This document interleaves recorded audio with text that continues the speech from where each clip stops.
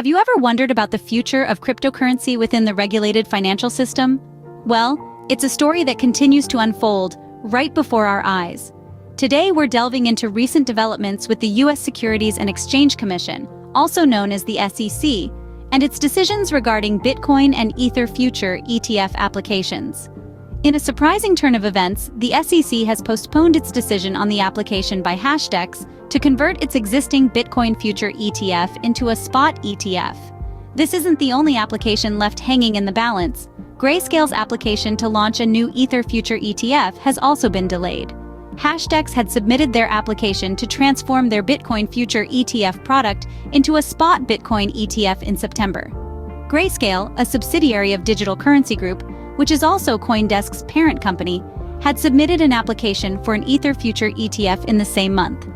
Despite the expectation that both applications would be resolved by the 17th of November, the SEC has announced an extension in the decision-making process. These delays come at a time when expectations are high for the SEC to make a decision about spot ETFs. Up until now, the Commission has rejected all applications for such products. In 2023 alone, more than 10 companies applied for a spot Bitcoin ETF, with many others submitting applications for similar products based on Ether. The regulatory body is yet to give any indication of how it will conclude on these recent applications. Previous rejections were attributed to the potential for market manipulation through Bitcoin and lack of oversight structures. Now, applicants are arguing that these issues are either no longer valid or have been resolved, referencing these points in their appeals.